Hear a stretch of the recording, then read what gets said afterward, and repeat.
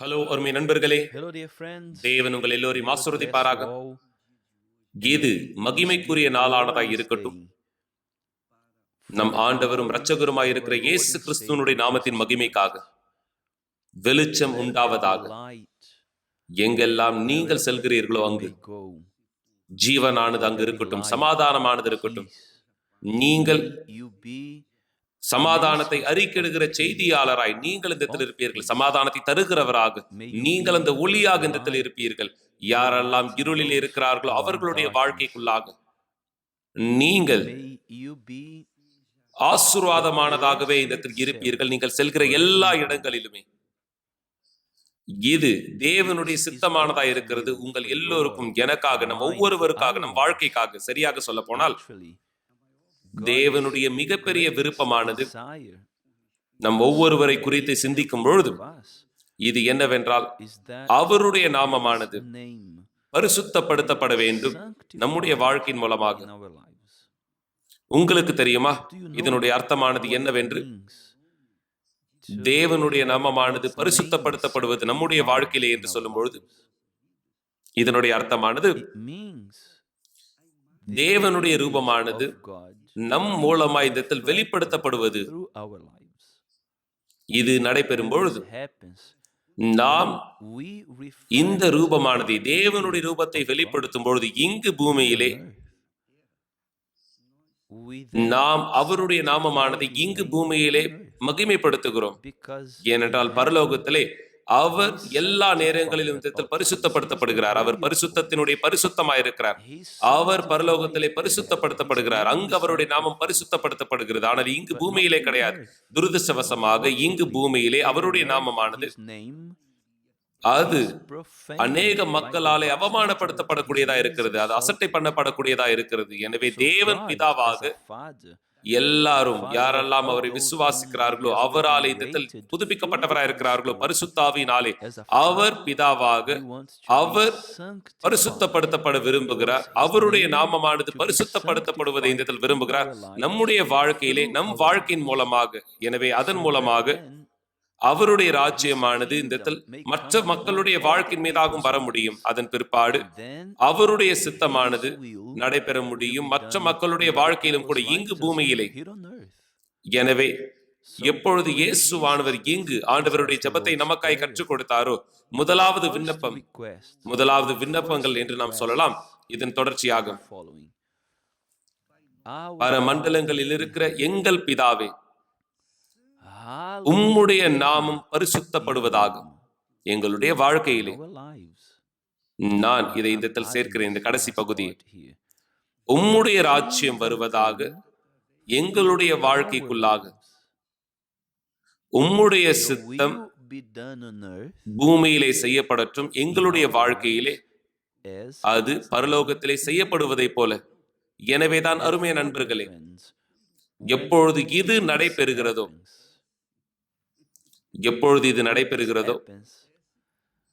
நம்முடைய ஆண்டவராகிய இயேசு கிறிஸ்து அவர் மகிமைப்படுத்தப்படுகிறார், உயர்த்தப்படுகிறார், போற்றப்படுகிறார். அவருடைய நாமமானது மிகப்பெரியதாய் உயர்த்தப்படுகிறது. அது உயர்த்தப்படுகிறது இங்கு பூமியிலே. அந்த காரணத்தினாலே தான் பிதாவானவர் இயேசுவானவர் அவர் யோர்தான் நதியிலே தண்ணீர் ஞானஸ்தானத்தை அவர் எடுத்த பொழுது யோவான் ஞானஸ்தானகராலே பரிசுத்தாவியானவர் அவர் மீது இந்த இடத்தில் வந்து இறங்கினார். அவர்கள் அந்த சத்தமானது இந்த இடத்தில் கேட்டார்கள் வானத்திலிருந்து. அது அப்படியாக சொன்னது, இது என்னுடைய நேசகுமாரன், இவரில் நான் பிரியமாயிருக்கிறேனே. நான் இவரில் பிரியமாயிருக்கிறேன். தேவன் பிரியப்படுத்தப்பட விரும்புகிறார் உங்கள் மூலமாக, என் மூலமாக, நம் ஒவ்வொருவர் மூலமாகவும். இயேசுவானவர் இந்த இடத்தில் வந்தார். அவர் ஆளும்படியாக எருசலேமிலே அவர் இந்த இடத்தில் அப்படியாக ஆளும்படியாக எருசலேமுக்கு வந்த பொழுது அவருடைய சித்தமானது இங்கு இந்த இடத்தில் பூமியிலே இந்த இடத்தில் செய்யப்படும், பரமண்டலங்களிலே செய்யப்பட்டதை போல. ஆனால் அது இடைப்பட்ட காலத்திலே நாம் சந்திக்க வேண்டியதா இந்த இடத்தில் இருக்கும் இந்த சூழ்நிலைகளை, வாழ்க்கையினுடைய இந்த சூழ்நிலைகளை. இருப்பினும் இது நம்மை தடுத்து நிறுத்துவது கிடையாது. நாம் அவருடைய நாமத்தை இங்கு பூமியிலே பரிசுத்தப்படுத்தப்படும்படியாக. இது எப்படி சாத்தியமானது பிஷப்? நம்முடைய குணாதிசயத்தின் மூலமாக. எப்பொழுது ஒரு நபரானவர் has அவர் இப்படியான கிறிஸ்துவ குணாதிசயத்தை உடையவராய் இந்த இடத்தில் இருக்கிறார்களோ அவர்கள் நேர்மையாக இருக்கிறார்கள், அவர்கள் உண்மைத்தன்மையானவராய் இருக்கிறார்கள். அவர்களுடைய ஆம் என்பது ஆம் என்றும் இல்லை என்பது இல்லை என்றும் இருக்கிறது. அவர்கள் தேவனுடைய சாயலாய் இருக்கிறார்கள் இங்கு இந்த பூமியிலே. எனவே சில மக்களானவர் இருக்கிறார்கள், அவர்கள் சிறந்ததை தன் அயலாருக்கு விரும்புகிறார்கள். சில மக்களானவர் இருக்கிறார்கள், அவர்கள் தங்கள் அயலாருக்கு சிறந்ததை மட்டுமே இந்த இடத்தில் விரும்புகிறார்கள். அவர்களுக்கு எப்படி சிறந்ததை விரும்புவார்கள் அதே போல, ஏனென்றால் அவர்கள் தேவனுடையவராய் இருக்கிறார்கள், தேவனாலே பிறந்தவராய் இருக்கிறார்கள். தேவன் அன்பாக இருக்கிறார். யாரெல்லாம் அன்பினாலே பிறந்தவராய் இருக்கிறார்களோ அவர்கள் இந்த இடத்தில் அன்பாய் இருக்கிறார்கள். இது அருமையானது கிடையாதா? nice. அந்த காரணத்தினாலே தான் அவர்கள் பரிசுத்தாவியானவரை பெற்றுக்கொள்ள வேண்டும். ஏனென்றால் நமக்கானதா இந்த இடத்தில் என்று சொல்லும்போது இது கூடாத காரியமானதா இருக்கிறது. நீங்கள் இயேசுனுடைய நறுமணத்தை பரப்ப செய்வது என்று சொல்லும்பொழுது, அல்லது அவருடைய சாயலை இந்த பூமியிலே வெளிப்படுத்துவது என்று சொல்லும்பொழுது இது கூடாத காரியமானதா இருக்கிறது. ஆனால் எப்பொழுது பரிசுத்தாவியானவர் வருகிறாரோ அப்பொழுது காரியங்களானது மாறுகிறது. இதுதான் சாத்தானை மிகவும் அதிகமாய் கோபமடைய செய்கிறது. இங்கு இந்த இடத்தில் அவனுடைய கோபமானது அவன் அசுத்தங்கள் மூலமாய் வெளிப்படுத்துகிறவனா இருக்கிறான். அவன் வெறுக்கிறான் நம் ஆண்டவரும் இரட்சகருமாய் இருக்கிற இயேசு கிறிஸ்துவானவரை. அவர் மகிமைப்படுத்தப்படுகிறார். அவருடைய நாமமானது நம் வாழ்க்கையிலே மகிமைப்படுத்தப்படுவதை அவன் வெறுக்கக்கூடியவனாய் இருக்கிறான்.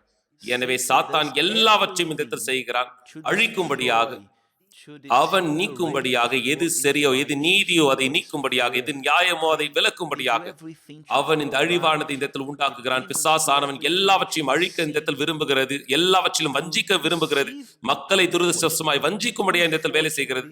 துரதிர்ஷ்டவசமாக அநேக திரளான ஜனங்கள் அவனை பின்பற்றக்கூடியவனாய் இந்த இடத்தில் இருக்கிறார்கள். இருப்பினும் யாரெல்லாம் பெற்றுக்கொண்டவராய் இந்த இடத்தில் இருக்கிறார்களோ இந்த தேவனுடைய இலவசமான பரிசானது, யாரெல்லாம் பரிசுத்தாவினுடைய அபிஷேகத்தை பெற்றவராய் இருக்கிறார்களோ, தேவனுடைய முத்திரையை பெற்றவராய் இருக்கிறார்களோ, தேவனுடைய அடையாளத்தை பெற்றவராய் இருக்கிறார்களோ, தேவனுடைய முத்திரை அவர்கள் மீதாய் இருக்கிறது, தேவனுடைய முத்திரை அவர்கள் மீதாய் இருக்கிறது. இப்படியானவர்கள் அவர்கள் எல்லா விதமான வாய்ப்பையும் உடையவராய் இருக்கிறார்கள். இயேசுவினுடைய நறுமணத்தை இந்த பூமி முழுவதும் பரவ செய்யும்படியாக அவர்கள் எல்லா விதத்திலும் இங்கு இந்த வாய்ப்பை உடையவராய் இருக்கிறார்கள். உலகத்திற்கு காண்பிக்கும்படியாக, இந்த உலகத்திற்கு பிரதிபலிக்க காண்பிக்கும்படியாக தேவனுடைய ரூபத்தை அவர்கள் இந்த உலகமானதை இதை ஏற்றுக்கொள்கிறதோ இல்லையோ அது வேறு ஒரு கதையா இருக்கிறது. ஆனால் எது மிக முக்கியமானது என்றால் எல்லோருமே நாம் நம் பகுதியானது செய்ய வேண்டும். தேவன் நம்முடைய நித்திய பிதாவானவர் அவர் விரும்புகிறார் உங்களுடைய வாழ்க்கையிலே மகிமைப்படுத்தப்படும்படியாக. அவர் விரும்புகிறார் மகிமைப்படுத்தப்படும்படியாக. அவருடைய நாமம் அவர் இந்த மகிமைப்படுத்தப்பட வேண்டியதில்லை. அவருடைய நாமம் இங்கு பூமியிலே மகிமைப்படுத்தப்பட வேண்டும். இங்கு அவருடைய நாமம் மகிமைப்படுத்தப்பட வேண்டும் இங்கு பூமியிலே. மேலும் யாரெல்லாம் விரும்புகிறார்களோ, யாரெல்லாம் அதை செய்ய விரும்புகிறார்களோ அவர்கள் அவரை பிரியப்படுத்துகிறார்கள்.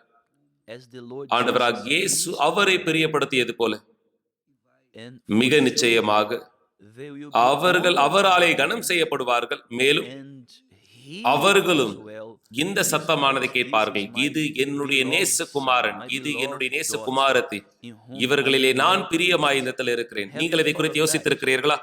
பிஷப், இது மிகப்பெரிய காரியமானது, இது சாத்தியமானதா இந்த இடத்தில் இருக்கிறதா? நீங்கள் பரிசுத்தாவி உடையவராய் இந்த இடத்தில் இருப்பீர்கள், ஆனால் இந்த காரியத்தை புரிந்து கொள்வீர்கள். எல்லாமே கூடும். யாரெல்லாம் தேவனுடைய ஆவியை தனக்குள்ளாக உடையவராய் இருக்கிறார்களோ, அவர்களுடைய வாழ்க்கையை வழிநடத்த அனுமதிக்கிறார்களோ, இங்கு இந்த நாளிலே நண்பர்களே, நீங்கள் ஆலயத்திற்கு செல்வீர்கள் வெறும் ஆசீர்வாதங்களுக்கு தேடுவதற்காக. நான் இந்த பிரச்சனையை சரி செய்ய விரும்புகிறேன், அந்த பிரச்சனை இல்லை. எனக்கு தெரியும் அநேக மக்கள் இப்படியாக பல பிரச்சனைகளை சந்திக்கிறவராய் இருக்கிறார்கள். ஆனால் நீங்கள் உங்கள் மிகப்பெரிய பிரச்சனையானதை சரி செய்வீர்கள். ஆனால் உங்கள் மிகப்பெரிய பிரச்சனை உங்கள் வாழ்க்கையில் நீங்கள் சந்திப்பது உங்களுக்குள்ளே இருக்கிறது, உங்கள் ஆத்மாவுக்குள்ளாக. நீங்கள் உங்கள் ஆத்மாவின் பிரச்சனையை சரி செய்வீர்களே ஆனால் நீங்கள் மற்ற எல்லா பிரச்சனைகளையும் சரி செய்வீர்கள். இதுதான் இயேசுவானவரை இந்த சொன்னதும் கூட. அவர் அப்படியாக சொன்ன பொழுது, முதலாவது தேவனுடைய ராஜ்யத்தை தேடுங்கள், அவருடைய நீதியையும், அதன் பிற்பாடு இவைகள் எல்லாமே உங்களோடு கூட கொடுக்கப்படும். இதனுடைய அர்த்தமானது, நாம் சேர்க்கிற எல்லா காரியங்களும் உங்களுக்கு விசுவாசமானது இந்த இடத்தில் இருந்தால், தேவனுடைய ராஜ்யத்தை முதலாவது தேடும்படியாக உங்களுக்கு இந்த விசுவாசமானது இந்த இடத்தில் இருக்கும். தேவனை பிரியப்படுத்தும்படியாக உங்களுக்கு இந்த விசுவாசமானது இருக்கும். எல்லாவற்றையும் இந்த இடத்தில் உடையவராய் இந்த இடத்தில் இருப்பீர்கள். உங்களுக்கு தேவையானது, நீங்கள் என்ன விரும்புகிறீர்களோ அது கிடையாது, அல்லது உங்களுக்கு எது தேவையோ அது கிடையாது. தேவன் இந்த இடத்தில் உங்கள் எல்லோருக்காய் இந்த இடத்தில் கொடுப்பார். உங்கள் எல்லோர் தேவைகளையும் சந்திப்பீர்கள். இதுவும் உங்களுக்கு இழக்கப்பட்டதாய் இருப்பதில்லை. தேவன் உங்களை ஆசீர்வதிப்பாராக. இந்த நாள் நீங்கள் ஆலயத்திற்கு இந்த விருப்பம் உள்ளவராய் செல்லுங்கள். தேவனை, நான் இந்த இடத்தில் வந்திருக்கிறேன் உம்மை பிரியப்படுத்தும்படியாக. நான் விரும்புகிறேன் என் வாழ்க்கையிலே நீர் பிரியப்படுத்தப்படும்படியாக, உம்முடைய நாமம் என் வாழ்க்கையிலே மகிமைப்படுத்தப்படும்படியாக, உம்முடைய ராஜ்யமானது வருவதாக. என் வாழ்க்கையின் மீதாக அல்லது என் வாழ்க்கையின் மூலமாக உம்முடைய சித்தமானது செய்யப்படுவதாக என் வாழ்க்கைக்குள்ளாக. அதன் மூலமாக Through it. உங்களுடைய நாமமானது மகிமைப்படுத்தப்படும் இங்கு பூமியிலே. தேவன் உங்கள் எல்லோரையும் ஆசீர்வதிப்பாராக. நாளை உங்களை சந்திக்கிறேன் ஆண்டவராக இயேசு கிறிஸ்துவின் நாமத்தினாலே. ஆமென்.